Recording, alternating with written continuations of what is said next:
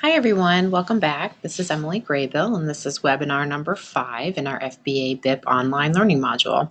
And this webinar is titled Function-Based Interventions, Antecedent Modification and Prevention Strategies. So as with the other webinars, go ahead and have your packet of handouts available during this webinar. They will be needed for the activities that we're going to complete.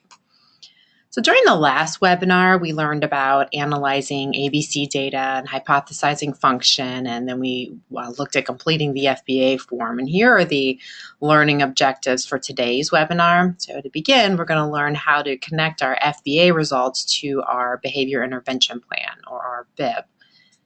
Then we'll learn about function-specific prevention interventions and some trauma-informed approaches to student care.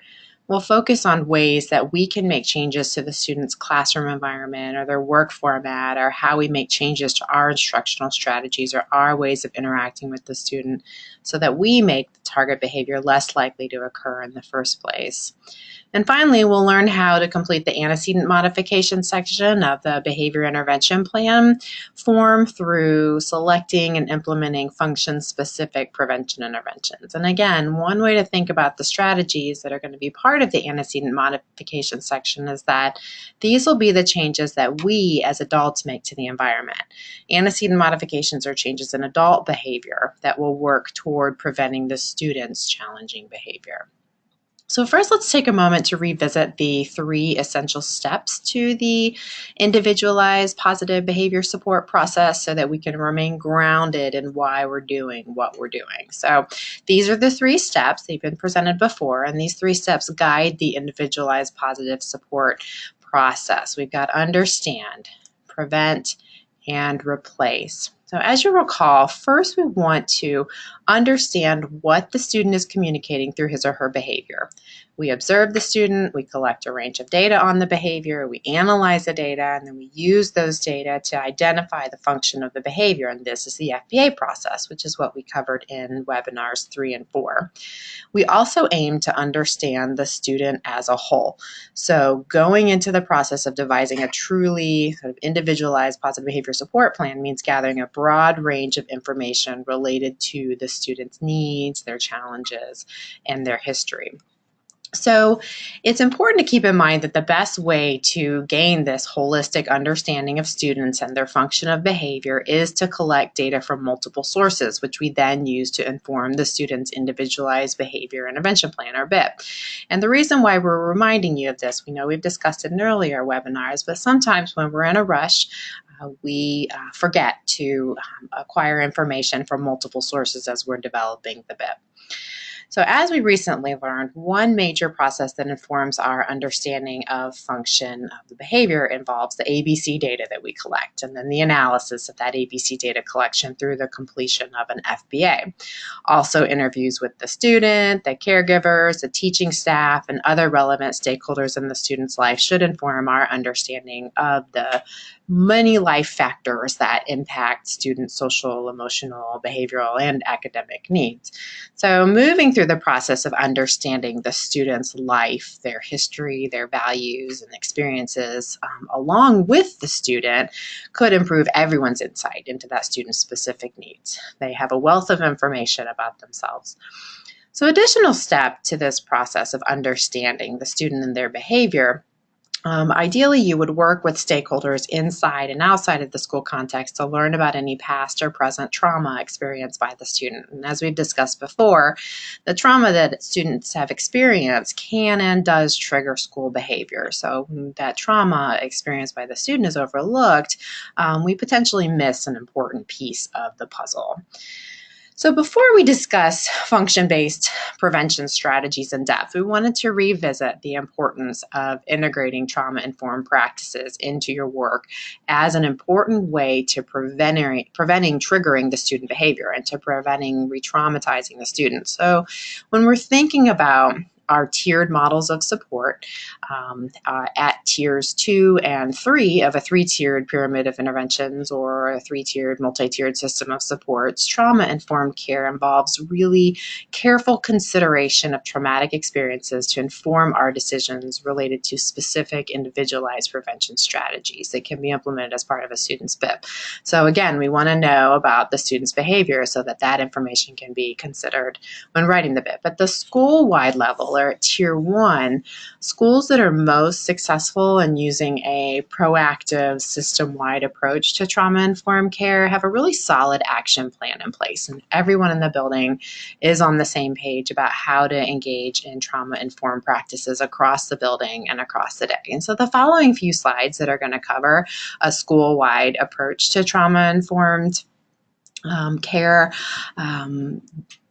are provided by, this information is provided by trauma-sensitive schools. And while I'm reviewing the information, I'm going to ask you to think about some of the trauma-informed practices that you do or you could do as I'm discussing the framework, as I recognize there are many barriers to implementing the entire framework as I describe it. But just think about what you already do, or think about maybe what you could do a little bit more of. So the first part of the framework outlines the role of the administrators, and this step involves really an intentional assessment of staff training needs. It also involves building connections between school, home, community. During that process of building those connections, being very explicit about which responsibility each system has. So whether it be the school system or the mental health system or the home, what responsibilities will each system handle. Also involves being explicit about the referral process between those systems or the sharing of data between those organizations. This step also involves reviewing policies with a trauma-informed lens. So the school may want to review its policy on discipline and look at what discipline-related policies could be potentially re-traumatizing to students with trauma histories, or what are our policies for communicating with families who may need referrals for outside help based on due to trauma that they have experienced. And then how do we ensure that we are aware of some of the common barriers that exist to incorporating trauma-informed approaches in the school setting? So common barriers could be that we may see trauma as a home problem rather than a school problem, or there could be a lack of resources to address trauma in our community or in our building. Or the student's trauma may lead to staff feeling helpless and overwhelmed. And so how do we incorporate staff self-care into the infrastructure? How do we make sure that we're taking care of ourselves so that we can take care of and support the students? When looking at the second part of this framework, staff training related to trauma-informed care focuses generally on 3 areas. And if you participated in training related to trauma-informed care, you're familiar with these 3 areas. But first, staff learn about strengthening relationships between students and adults. And staff learn about how critical they are, how critical you are to supporting traumatized students and their families. Second, staff are trained on how to access outside support, so how to work with community agencies and how to be creative when there's either long waiting lists or there are less outside community-based resources than we would like available in our community. And then third, training is provided on how to teach traumatized students how to improve their social emotional regulation, how to increase their social and emotional competence. So many ways, the trauma-informed care information that we're receiving now really aligns very nicely with the individualized positive behavior support model. So next, it's important to aim to connect school staff with mental health professionals or other available resources so that staff are really better equipped to provide referrals to mental health supports that are available in their community. And again, we know that there are many barriers to this given the shortage or the complete lack of mental health services available in many communities. But when they're there, how do we access them? When they're not there, what do we do instead? The next part of the framework is related to academic instruction for traumatized children. So, educators can be trained in the use of some specific approaches to academic instruction that could help prevent triggering behavior in students who have experienced trauma. So, one example is to promote the student's strengths. So, we have all built on our own individual strengths to help us be successful in life. We chose our profession based on our strengths. How can we help students identify their strengths so that they can then identify their productive paths in life? Another example is that instruction should really be predictable with as many established routines and positive responses as we are able to implement. And this overlaps with a lot of what many of you have learned through school-wide PBIS. But to take it a step further, we can preview transitions. We can be more intentional about previewing transitions with students. Some traumatized students may be very sensitive to transition. Any level of change can be very difficult for them. So review the school schedule in advance so that students know what to expect throughout the day, and then teach them, provide them explicit instruction on how to prepare for unexpected changes in the schedule, because we know that can be triggering to many students who, again, react strongly to any type of change. And then, of course, using preventative positive behavior support strategies, which we'll be covering today, is an incredibly useful approach to academic instruction for students impacted by trauma.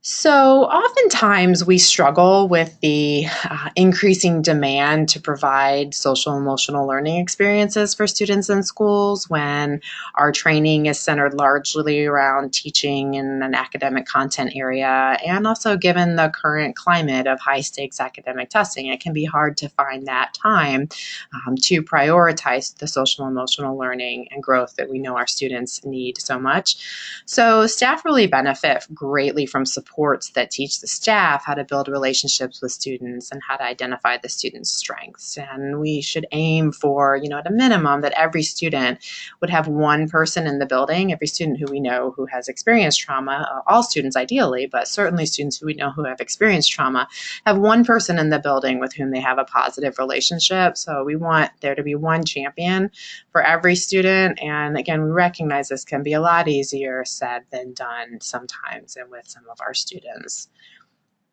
And finally, school policies, procedures, and protocols can be implemented in a way that really balances accountability with understanding of trauma-induced behavior. So it's certainly not my intent to suggest that we don't hold students accountable for their behaviors, but our responses could reflect more of an understanding of why the student engaged in the behavior. So understand the limits to the student's ability to exert emotional self-control, their difficulty explaining why they've done what they've done, even if they're highly verbal and articulate when discussing other topics. They may not be able to find the words to explain why they've done what they've done. They may not know why they've done what they've done. And so recognizing that and interacting with them appropriately. Also incorporating policies that encourage the teaching of self-regulation skills after behavioral incident. We know that if it's written into policy, it's more likely to occur, and we know is critical for students, particularly those who have experienced trauma. So all the steps in this framework are really proactive and preventative and can be incorporated at the school-wide level. And while this was a very quick overview of this framework, there's more information about the framework at the website listed on the screen. Some great resources there. All right, so I want to just spend some time before we jump right into function-based prevention interventions to think about what some of the work that you're doing related to trauma-informed practices in your program, or that you may want to be doing more of. So go ahead and open your process packets to page 2 and answer the following process questions. So first, go ahead and describe any trauma-informed practices that your program is currently implementing. And then next, what are some of the trauma-informed practices that your program could be implementing or you would like to see them be implementing a little bit more? So we'll go ahead and take a moment now to answer these 2 items. And you can pause your video to answer these questions if you need more time than the minute timer on the following screen allows. Go ahead and get started.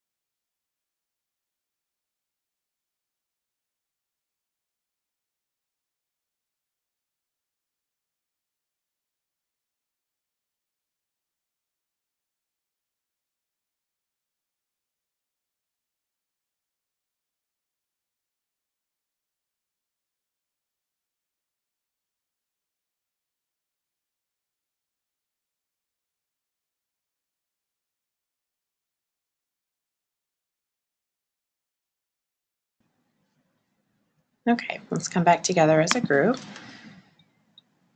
All right, so the trauma-informed strategies that were just discussed work to prevent challenging behaviors, and function-based prevention interventions work in the same way. So after we've learned more about the broader context of the student's life and we've identified and understand what the student is communicating through his or her behavior, we look at the student's environments and make changes to try to prevent the challenging behavior from occurring. So again, today's webinar is going to pay special attention to effective prevention strategies according to function. And next week's webinar will focus on step 3, which is replacement strategies. And replacement behavior strategies focus on teaching the student a new way to communicate his or her needs. So using an example that we presented earlier in the webinar series, if the student becomes argumentative during morning work as a way to communicate, I need movement before I sit down for morning work, or I need to escape this morning work and excess physical activity, then we teach that student how to request a movement break or how to inform the teacher that he or she is stressed after a long morning bus ride. So by teaching the student a new behavior, we're replacing the challenging behavior with an appropriate behavior that gets the same outcome for that student. So again, if the challenging behavior worked to get a break, then the appropriate behavior needs to be just as effective at getting the student the break. But we'll discuss that more next week. Now let's move on to our primary focus for today's webinar, which is antecedent modifications in the school setting, also referred to sometimes as prevention interventions. So the premise of prevention centers around meeting the needs of students up front so that there's not a reason for the student to use challenging behaviors in order to get those needs met. So if the student is engaging in attention-seeking behavior, we increase the amount or the quality of positive attention that the student receives so that they're less likely to engage in the challenging behavior to get the attention. So when the BIP team or when your team collaborates to select antecedent modification or a prevention intervention to be implemented as part of the BIP, the team is going to refer back to that trigger information, the fast triggers and the slow triggers that we identified during the FBA to ask and answer some of the following questions. So first, what could staff do to either eliminate the trigger or reduce how frequently it occurs? So when feasible, the team may agree to structure the student's environment or the routine or the instructional approach that the staff uses in a way that eliminates the trigger from occurring altogether. At times, though, we know that the triggers that have been identified as most frequently occurring before a target behavior simply may not be avoided 100% of the time. So, for example, a Jim engages in cursing most often when a peer has made a negative comment criticizing his reading abilities. We can't just remove all the peers from the environment. We can't just totally remove all of the behavior triggers. So, the BIP team may choose to move the seat of the peer engaging in the bullying behavior to be further away from Jim, or they may agree to provide the peer engaging in the bullying behavior with clearly stated expectations for peer interaction while also teaching that peer how to interact with peers appropriately. Staff may change the reading lesson, so Jim doesn't have to read out loud in front of peers. So there's one less thing for the peers to bully Jim about. So again, as noted earlier in the webinar, these are all changes that the staff is going to make to their own behavior. So at this point in the BIP, it's less about what we're going to expect Jim, who was engaging in the cursing behavior, to change, and more about what we expect the staff to change. So then if the team concludes that there is no way to feasibly guarantee total elimination of all triggers of the challenging behavior, then it may be time for the team to brainstorm ways that they can best support and prepare the student for the triggers to occur, those triggers that are inevitably going to occur. So many of you participating in the webinar today already incorporate this specific approach to prevention, probably on a regular basis. Anytime that you remind the student that a transition is about to occur, or anytime you prepare the student for a change in the schedule, you are preparing the student for the triggering event. And so finally, then, a team could explore options on how to modify the way that the trigger occurs so the triggering situation isn't as difficult for the student when it occurs, again, when it inevitably occurs. So for example, Many students may engage in challenging behaviors when a handout with a large number of difficult items is placed on the desk for completion. So there are a few ways that the format of that handout could be modified so that at first glance the assignment doesn't seem as overwhelming. So again, you're modifying the trigger so that the situation of receiving a handout isn't as difficult for the student when it inevitably occurs. So another example may be, let's say we know that Ben runs out of the classroom when he hears rain on the roof of the school, and when he doesn't have a view of the outdoors. So he hears the sound, but he can't see where it's coming from. So the trigger is identified as the sound of the rain in the room where he can't see outside. So the team agrees to rearrange the classroom space so that Ben's desk is placed by a window where he may look outside at the weather anytime he begins to hear rain on the roof. So again, if you can't change the rain, which you can't, you can make some changes so that the rain is less likely to trigger the student's behavior. So given this sort of introductory overview of approaches to prevention, let's take a moment to think about the advantages of prevention. Many BIPs, as they're currently written, include many strategies that are very reactive and that center around punitive consequences that will be delivered in response to the challenging behavior. But it's often said, as indicated on this slide, that an ounce of prevention is worth a pound of cure. So take a moment to reflect upon this statement. This is a very important part of individualized positive behavior support, and again, one that's often overlooked on behavior intervention plans. So go ahead and open up your process packet and begin writing a response to this process question that's found on page 3 of your process packet. Please provide one reason why prevention-based strategies are favorable to more reactionary strategies that include the use of punitive consequences in response to challenging behavior. So I'll turn the slide now and you'll see the timer and the question, and please pause the video if you need more time to respond to that prompt.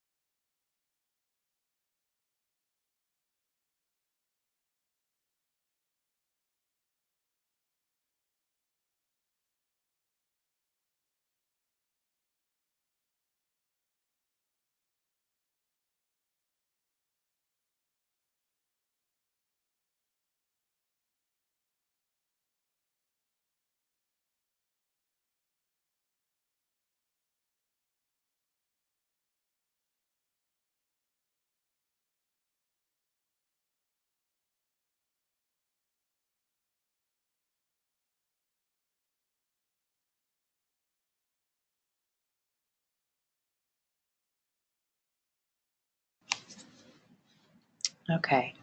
Let's come back together as a group. So let's talk about some of the benefits to prevention interventions versus reactionary or punitive consequence-based interventions. So first, prevention really sets everyone up for success.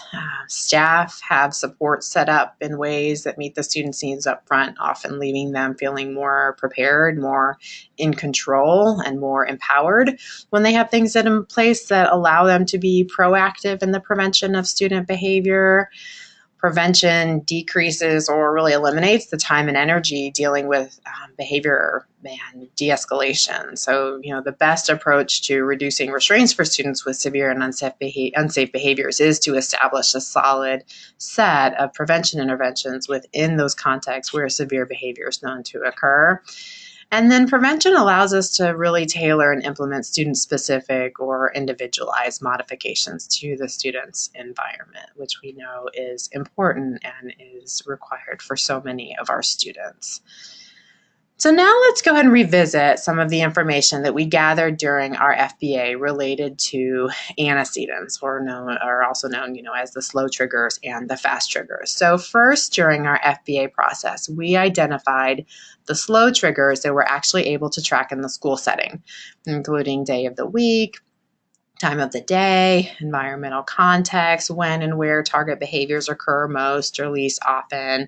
We know there are slow triggers in the home environment that impact behavior, such as divorce or loss of a job or medication changes. And we should definitely remain aware of those major life events and figure out ways to track them and monitor them and respond appropriately. And then, but our ABC data collection tracks those slow triggers that we're able to observe in the school setting. So next, during our FBA process, we identified all fast triggers, or those antecedent events that immediately come before the target behavior. So examples of common fast triggers in the classroom setting may include a teacher demand, or diverted peer or teacher attention, or denying a student access to a desired item or activity, or a physical transition between locations or activities. So in our next slide, we're going to focus on how to use the information that we've gathered related to triggers to inform prevention strategies on our BIP. So first, let's take some time to focus specifically on slow triggers. So when reviewing the results from our FBA, first we need to monitor and modify slow triggers as the first component to the antecedent modification section of our BIP.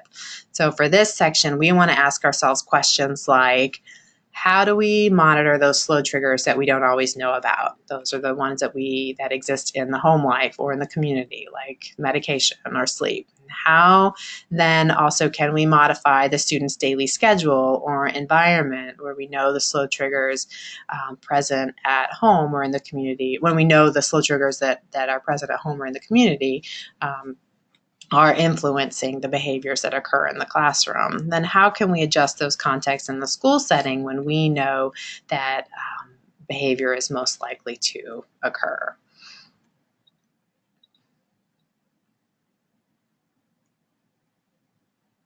So next, we're going to focus specifically on fast triggers. And once we've identified the specific triggers occurring in the classroom that tend to come before the student's target behavior, we can brainstorm strategies that the team can use to either eliminate those triggers or prepare the student for the triggers to occur. Or we can then modify ways that the triggers occur so that the specific situations aren't as difficult for the student when they inevitably occur. So again, some good questions to ask ourselves related to fast triggers identified during the FBA data collection period include, how do we change our interactions with the student in ways that will minimize triggering the target behavior? So again, how do we change our behavior so that we will stop triggering the student's behavior?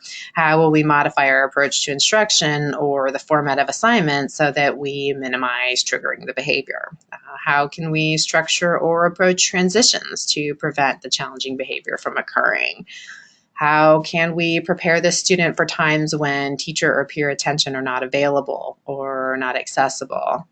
And then how can we prepare the students for times when we do have to deny his or her attempts to access an item or an activity that he or she is requesting? Those are some questions that we can ask ourselves as we're generating antecedent modifications for our BIP. So the two portions here that are highlighted in red include all the information that we include in our item 3 of our BIP form, and that's the antecedent modification section. So we'll take a look at our BIP form now. Go ahead and turn to pages 9 and 10 in your process packet to find the blank behavior intervention plan form.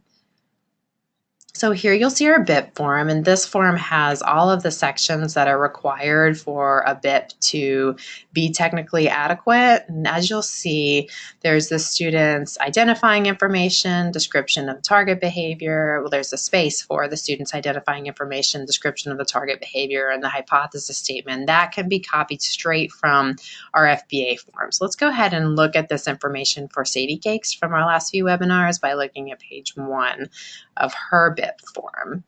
So here you can see page 1 of our BIP form for Sadie Cakes, and as you'll notice, we've inserted Sadie's information in the top portion of the form. And you'll notice that the FBA for Sadie's target behavior was completed on February 9th, and that her team had the BIP written on February 21st, which is 12 days after the completion of the FBA. So your BIP should always be written within 30 days of completion of your FBA to ensure that the interventions that you implement are accurate and are aligned with the function that you have identified during your FBA. So here's a refresher on the definition of Sadie's target behavior of verbal outbursts. So verbal outbursts include any time that Sadie screams or curses at a volume level that can be heard outside of the classroom. The verbal outbursts begin upon the first instances of cursing and or screaming and ends after 10 seconds without cursing or screaming. So now here's a refresher for the hypothesis statement we drafted, summarizing our FBA results for Sadie's verbal outbursts. So when peer or teacher attention is diverted away from Sadie in the lunch or hall room setting, she engages in verbal outbursts.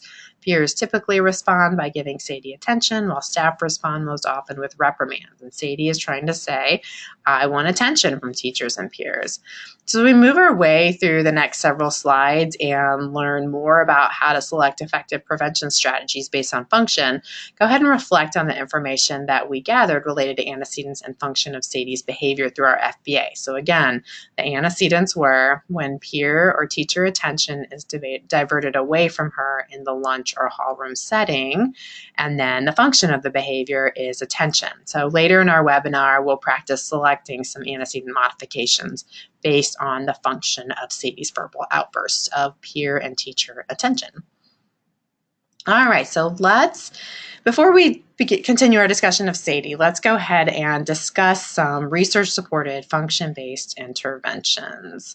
So turn to page 11 in your process packet to find this resource titled Function-Based Intervention Matrix. This is also attached to the email that was sent to your director, so you have it outside of the webinar format as well. And this is a matrix that we put together because we wanted an easy-to-use go-to reference for function-based interventions. We were kind of tired of reviewing behavior resources that organized interventions according to behavior rather than organizing interventions according to function. So the table lists several function-based interventions supported by research. So if you'll remember from our past webinars, we really want to select interventions based on the function of the behavior, not just the behavior. So for example, we could have students who are engaging in hitting behaviors as a way to seek attention. So we would then select an attention-focused intervention for that student.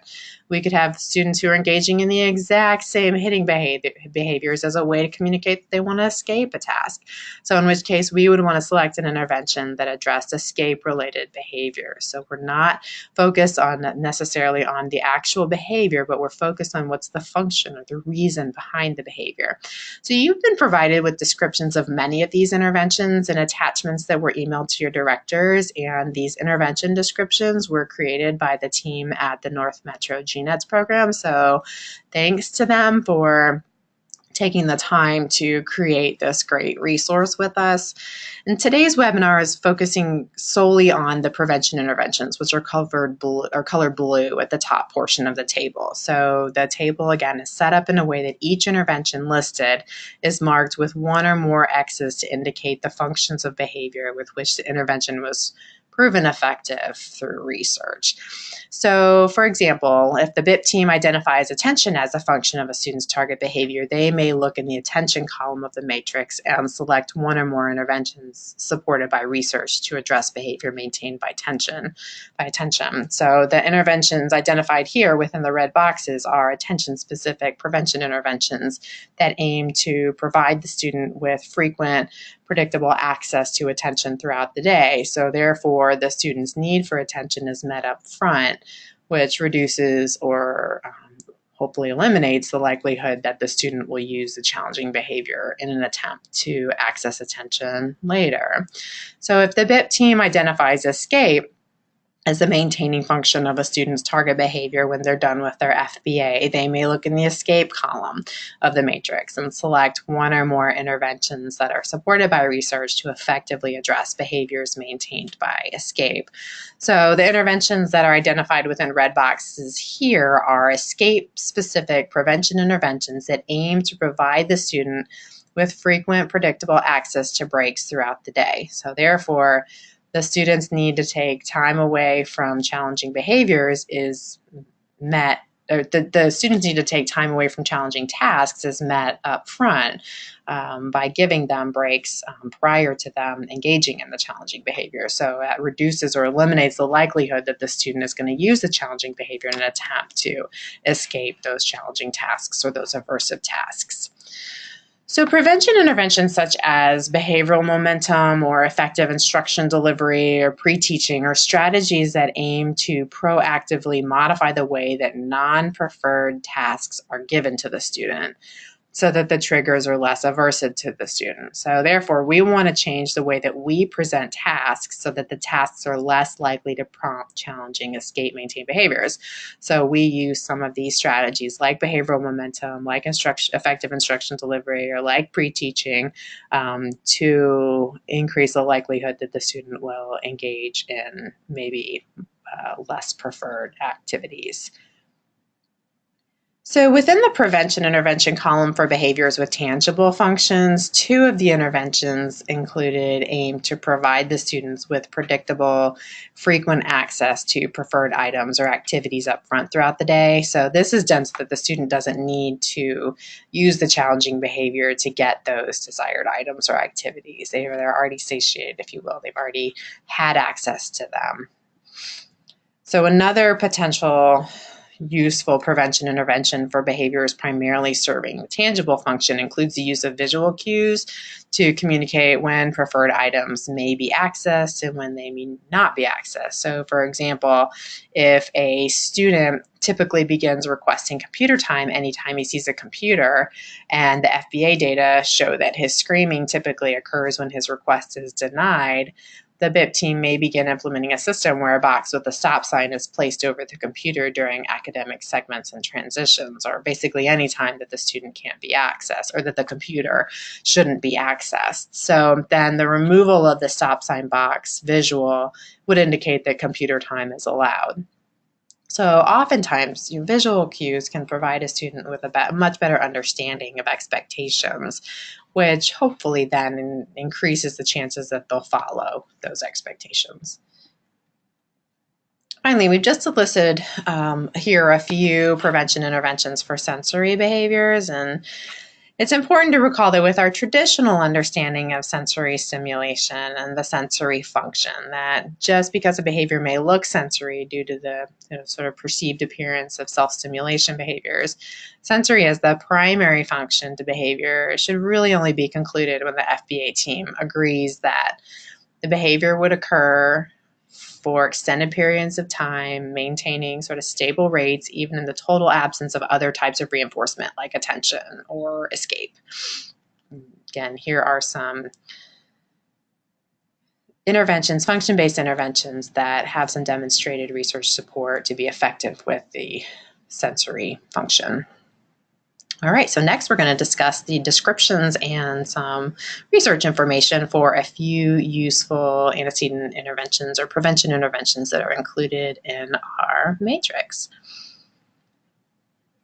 All right, the one particularly useful intervention, or scheduled exercise, involves having students engage in predetermined periods of programmed physical activity on a daily basis. So this has been used successfully to decrease escape and sensory maintain behaviors such as self-stimulating, aggression, self-injury, and can be used on an individual basis or as a group intervention. And again, the premise here is that this is scheduled, predictable movement breaks that the students don't earn and they don't lose. So there was a study that supported scheduled exercise as a prevention intervention for escape and sensory maintain behaviors. And in that study, 3 male students between the ages of 8 and 11 participated in 2 20-minute routines with pre-selected activities. And one routine was at the beginning of the day, the other was at the end of the day. And then 6 5-minute breaks throughout the day during which the students chose their own activities from a bin of cards with exercise described on them. Those were like arm curls and push-ups and jumping jacks and sit-ups. And as a result of the intervention. So again, we had 20 minutes at the beginning of the day, 20 minutes of exercise at the end of the day, 5 minutes throughout the day. The challenging behaviors decreased to 0 or near 0 levels when implemented throughout the day. So this may not seem feasible within your setting, but the important takeaway here is that the students were engaging in severe challenging behaviors to escape task and to request more movement. And so by providing them with more frequent movement breaks, their severe challenging behavior decreased. So think about ways that you can increase the frequency of movement breaks into your students' schedule if you observed escape maintain behavior at this level of intensity. So again, remember that the premise underlying this intervention is that the students were communicating, I need a break, through their behaviors. And so a pretty intense break schedule was set up for the student so that the students were less likely to use those severe challenging behaviors to communicate, I need a break. They didn't need to communicate that anymore because they were getting the break. So again, that's the idea underlying this intervention. The actual specifics of the intervention are going to be highly defined by the resources you have in your setting and the needs of your specific students. So another effective prevention intervention that addresses escape maintained off-task behaviors that are function-based, which all behaviors are. It's called behavioral momentum, which involves the presentation of easier tasks to build momentum in the student responding before gradually increasing the difficulty of the tasks. So let's look at two sets of multiplication problems. So the theory of behavioral momentum would suggest that a student is more likely to try line A first because the easier problems come before the harder problems. So presenting the problems that the student is more likely to complete first, followed by the ones that the student is less likely to complete, provides a student with more reinforcement, more momentum to complete the entire line. So this can absolutely apply to behavior as well. And so let's say we have Tom who is resisting completing his math worksheet. So we may make 3 requests to Tom that Tom is more likely to comply than please sit down and do your math sheet. So we may say, Tom, please help me hand out the paper. Thanks, Tom. Or Tom, help me straighten out the chairs. You did a great job with that, Tom. Tom, please help me erase the board for me. And then, so after those 3 requests that we know that Tom is pretty likely to comply with, we may then make the request that Tom is less likely to comply with. So, okay, Tom, thanks for all of your help. Now go ahead and complete the first 3 problems on page 38. So then we would praise for compliance, ideally, if the student complied. So this is a strategy that is very, very effective, but also very challenging to use, because often when we're making requests and students aren't complying, we as human beings are more likely to repeat the same request louder and louder to the student while our blood pressure is increasing and our voice is sounding more strained. And as you know, this type of behavior on our part with students can really result in their behaviors escalating. But again, this is human nature and we understand this. And few of us are actually born being skilled at using behavioral momentum in stressful situations with students. So this is a type of intervention that while very effective, does require practice and coaching and support to become confident in using this in high stress situations. Looking at another intervention here, the way that we present instructions or directions to students can have an impact in the student's compliance with those directions. And similar to what we were talking about on the previous slide related to behavioral momentum. So presenting an instruction as a directive or rather than a question, as indicated here on the slide under effective instruction delivery.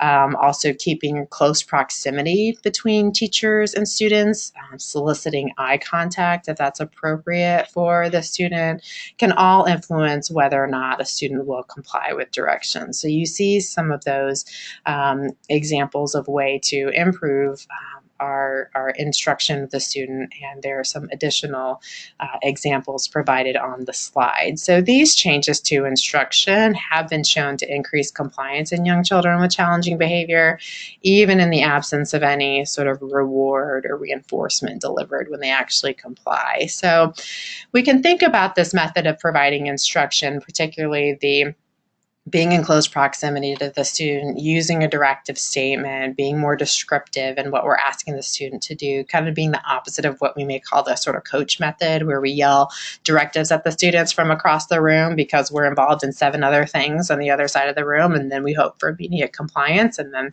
the student is less likely to comply because we're not really sure what we're asking them, or we know that they know that we're far away, and not giving them specific individualized attention. So again, this getting close to the student, being in close proximity, being very specific with what we ask has been shown to be effective at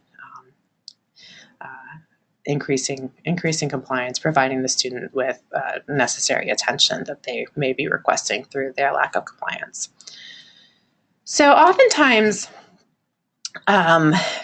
it can be a struggle to select effective prevention interventions that address behaviors maintained by attention, and check-in, check-out is becoming increasingly utilized for students who are engaging in attention-seeking behavior. And there are a few versions of this intervention protocol that you see here on the slide, but the general approach to check-in, check-out as it's implemented at Tier 2 of the general education setting includes the steps on this slide. So I'm going to just pause for a moment, let you read the steps, and then I'll talk a little bit about how it may apply to students with more involved social emotional needs. Go ahead and take a moment to read the steps.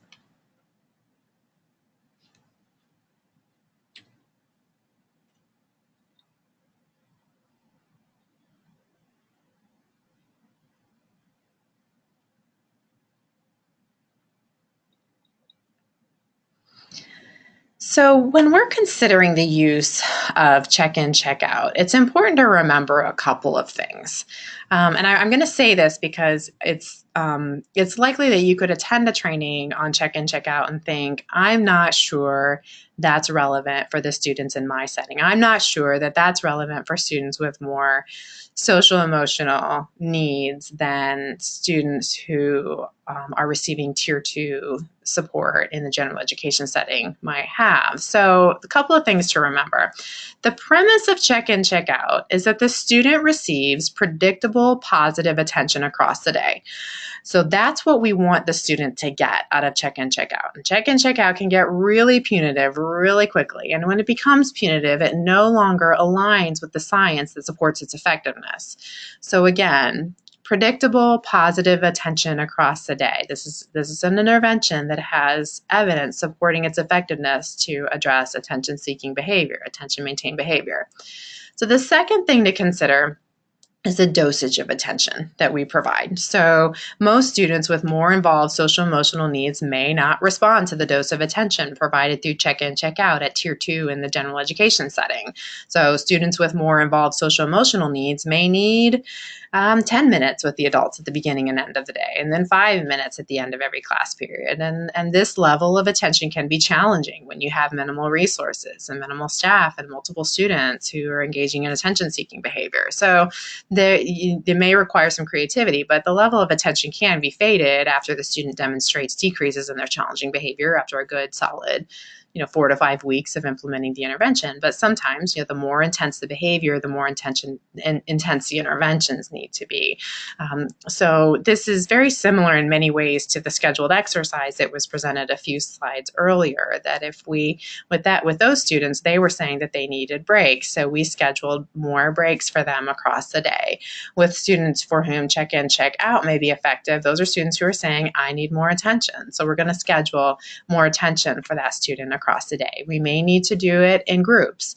If we have minimal resources and we have multiple students who are engaging into attention-seeking behavior, then how do we structure our day so that we have little groups of students who are getting attention from us, they're getting attention from each other, and we schedule that, those little groups across the day. So again, remember that the premise underlying check-in, check-out is that scheduled, positive, predictable attention that's provided across the day. So the final intervention that we'll touch upon now is pairing, which is using high interest preferred items in combination with non-preferred tasks in order to minimize a student's desire for escape. So this has been demonstrated to be effective with escape related behaviors. So for example, if the FBA data reveal that a young student engages in running out of the classroom, most often during a circle time type activity, where he's typically required to sit for extended periods of time, then the team may decide to provide the student with a rocking chair so that participating in circle time isn't so aversive, or sit on top of a book that they enjoy so that the circle time or the group time isn't so aversive to the students. Another example could be that a teacher allows her class to choose music to be played while they're completing typically sort of mundane, non-preferred math drills. So let's brainstorm some antecedent modification strategies. Go ahead and pull out your process packets, and on each of the following slides, you'll be provided with a case example summarizing the triggers that come before the student's challenging behavior. And you'll first practice identifying the fast trigger described in the scenario. Then you'll hypothesize the function, or you'll guess the function based on the information given, and then you'll be asked to describe some potential preventative strategies for each student. So you can go ahead and complete each of these process questions on your own or with a partner once our timer begins, but let's go ahead and look at the first example. So go ahead and turn to page 4 of your process packet and read scenario 1. Sam screams most often at lunch and in small group ELA when peers are talking together and are not paying attention to him. So again, go ahead first and identify the antecedent to Sam's screaming and then the hypothesized function of Sam's screaming.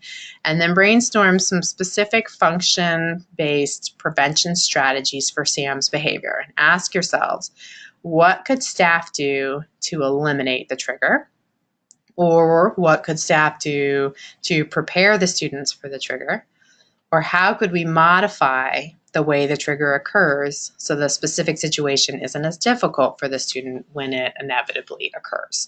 So we'll go ahead and pause and take a moment for you to complete this item.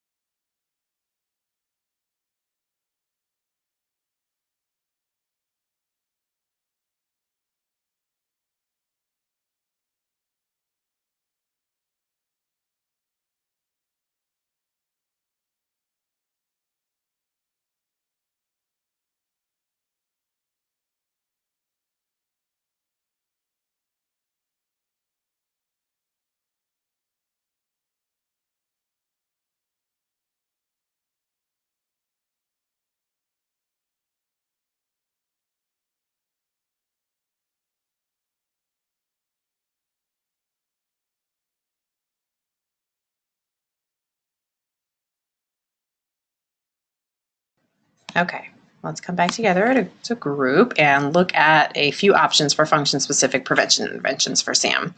So as I discuss potential antecedent strategies, I'd like for you to focus on, the general premise of the strategy rather than focusing on whether the specific strategy that I'm describing as I'm describing it would work in your particular classroom or building. Again, function-based interventions are rather formulaic, and once you understand the formula, then you can adjust the dose or you can adjust the other details to match the needs of your students and to match the resources that you have in your setting. So again, as I'm providing some examples through these case examples of hypothetical kids, listen for the general premise underlying the example strategies provided.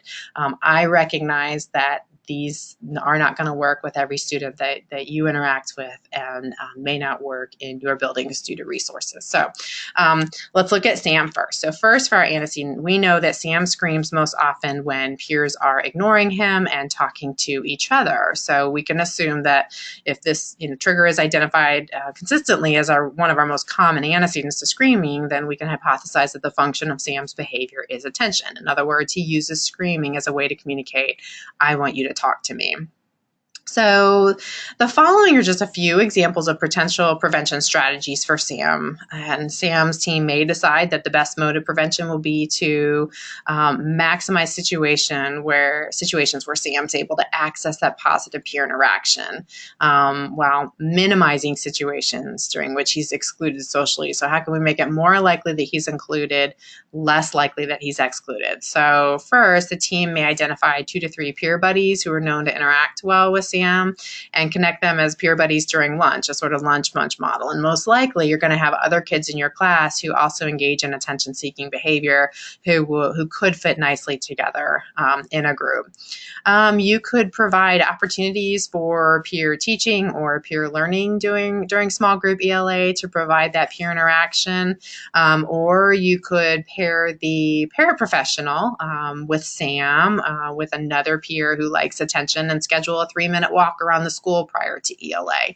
So that would give Sam and potentially another student the attention that they crave during that lesson, and hopefully get them through that lesson without engaging in behaviors to get more attention, because they would have already gotten that attention at the beginning of ELA. So, these are just some examples of prevention strategies that provide Sam with the attention that he's seeking through screening, but providing him with that attention before the behavior even occurs, and also providing him potentially with some proactive coaching on ways to accurately or appropriately obtain attention from peers. And we'll talk more about that during the next webinar, teaching Sam how to request attention more appropriately.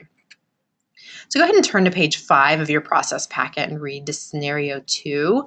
So Beth crumples up paper when presented with long writing assignments that are more than 2 paragraphs in length.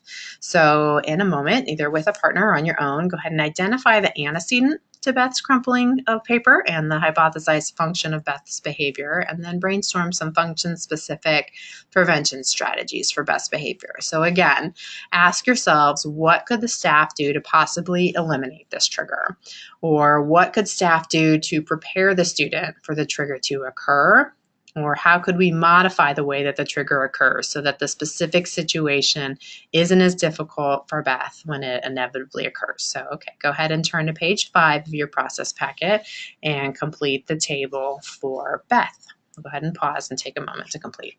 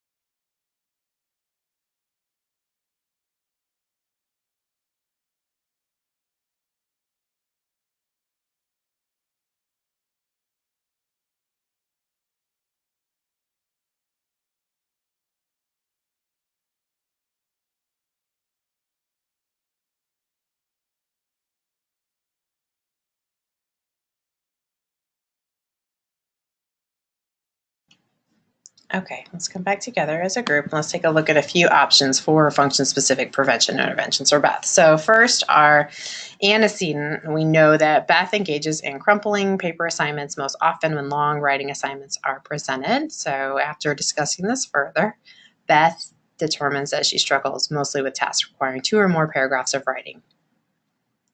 So due to the fact that it's the long writing assignments that are recorded as one of the most common triggers to Beth's target behavior, the team concludes that the behavior function is escape, that Beth is attempting to escape or avoid difficult tasks like the long writing assignment. So again, the following are just a few examples of potential prevention strategies for Beth. Beth's team really decides that one mode of prevention could be to prepare Beth for the presentation of writing assignments, and also modify the way that long writing tasks are formatted so they aren't as overwhelming for Beth. So the team knows that they can't totally eliminate the trigger of presenting Beth with writing assignments, but they can prepare her for them, and then they can modify the way that they present them to her. So one thing we could do is allow Beth to complete each writing assignment using either content that she chooses or content that the teacher chooses, so providing her with some choice. Or when she's given each writing assignment that's over 2 paragraphs, she could be provided with writing paper that has a space for drawing at the top. So many of our students who find writing aversive actually really enjoy drawing. So encourage Beth to draw about a particular topic and then write a few sentences describing her drawings. Or Beth could be reminded by a staff member that we're here to help you whenever you need it, both when the task is presented and then 1 to 2 additional times throughout writing class. And the staff member will need to probably set a reminder system so that they don't forget to tell Beth that they can help her, because they will be involved in working with all the other students in the class. So we could also use behavioral momentum that we described earlier. So provide Beth with sentences to trace and then sentences to copy before asking her to compose an original sentence, or original paragraph. So again, if she doesn't find tracing as aversive or copying as aversive, then use those to build momentum for when you ask her to complete an original sentence or an original paragraph. And then always you can consider reducing temporarily the task demand to ensure that you aren't asking for more that the student is capable of doing. All right, let's look at our last case example. Go ahead and turn to page 6 of your process packet and read scenario 3. We've got Clark who yells no loudly when his request for computer time is denied. So go ahead and identify the antecedent to Clark's yelling and then the hypothesized function of Clark's yelling, and then brainstorm some function-specific prevention strategies for Clark's behavior. So again, remember, it's helpful to ask yourself, what could staff do to either eliminate the trigger? If they can't eliminate it, what could they do to prepare the student for the trigger? Or how could we modify the way the trigger occurs so the specific situation isn't as difficult for the student when it inevitably occurs? So again, turn to page 6 and start working now.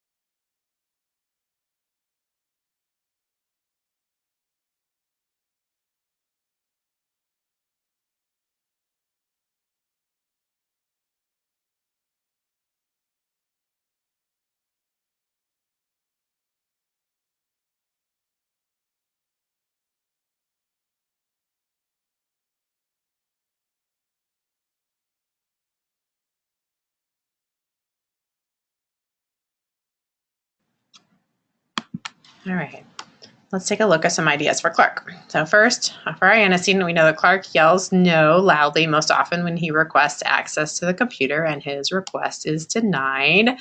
So due to the fact that access to computer was recorded as one of the most common triggers to Clark's yelling throughout the FBA process, they may hypothesize that the function of that behavior is to access to access a preferred activity, which would be a tangible function. So if you hypothesize in this example that the function of the behavior was to escape a current task, that's fine. So you're thinking that maybe he is trying to escape a current task, and so he requests the computer time and is denied. Again, that's fine. This is just an example, and then all the examples that we use here are really for teaching purposes. And we know that our students' lives, our student situations can't really be understood using one data point and are much more nuanced than the examples allow. But again, this is a very formulaic process, thinking about identifying function and function-based behaviors. And the formula of function-based interventions remains the same regardless of how complicated your student situation is. So let's just go with tangible for the purposes of this example. And again, if you identified escape, that makes sense too, given the information you have. So here are a few examples of possible prevention strategies for Clark and his team. After some discussion, 2 of Clark's supporting staff shared that they're unsure if Clark truly understands when the computer is or is not available throughout the school day. So the team decides that the best mode of prevention would be to provide Clark with visual cues to indicate times when the computer is available or times when the computer is not accessible. So to do so, this was a suggestion earlier in the webinar, but a large cardboard box with a large red stop sign on its face could cover the computer during times when the computer may not be used by students. So the box then can be removed during times that the computer could be used by students. So likewise, the team agrees to utilize more do language instead of don't language in an effort to reduce sort of staff modeling of the phrase no. So if Clark begins to approach the computer when it's on stop, instead of the staff yelling no, team members will, the staff or the teachers will verbally state 1 to 2 activities or tasks that Clark can do instead of using the computer. So for example, a teacher might say, right now you can read a book or draw at your desk. So again, this is your standard redirection in an attempt to use no less often and to model no less often. So, all right, now let's go ahead and practice selecting antecedent modification strategies based on the triggers that we identified during Sadie Cake's FBA. So go ahead and take a moment and turn to page 7 of your process packet and complete the following task in a group or independently. And first read the summary of slow triggers for Sadie's verbal outbursts in the top box, and then identify ways to modify Sadie's daily schedule or school environments when triggers are listed in the top box when those triggers are present. So we'll take a moment to complete this item, and please do write down your answers because one of the questions on the post test is going to prompt you to enter one of your antecedent strategies that you generated for Sadie during this webinar. Go ahead and get started now.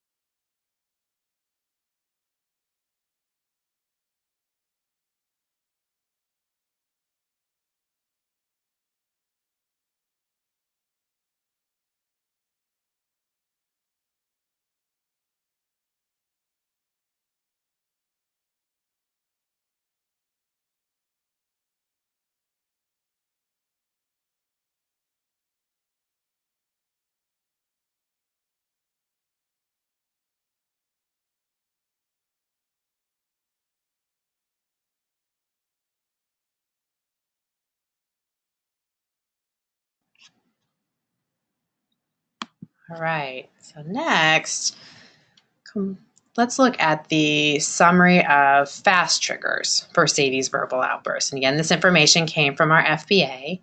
So after we review this summary, we want to identify ways to make modifications to either our planned interactions with Sadie or the way that we present work to Sadie or how we approach transitions that Sadie may need to take or any other preventative strategies that we can use to prevent the triggers from occurring or to prevent the triggers from being less challenging for the students. So again, take one moment to complete this process item and pause it if you need more time. And again, do write down your answers because again, one of the questions on the post test is going to prompt you to enter one or more of your antecedent strategies that you generated for Sadie during this webinar. So go ahead and get started now.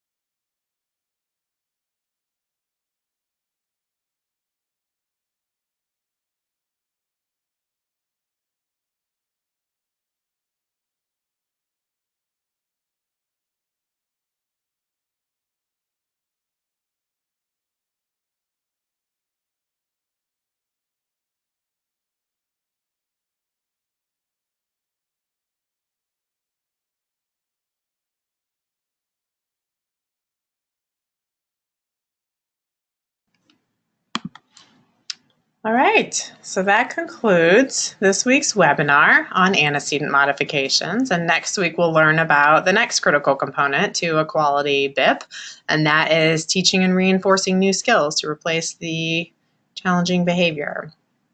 So the next steps are to complete your pretest within 3 days using the link that was provided by your director, and then watch webinar 6 next week. Have a great week, everyone.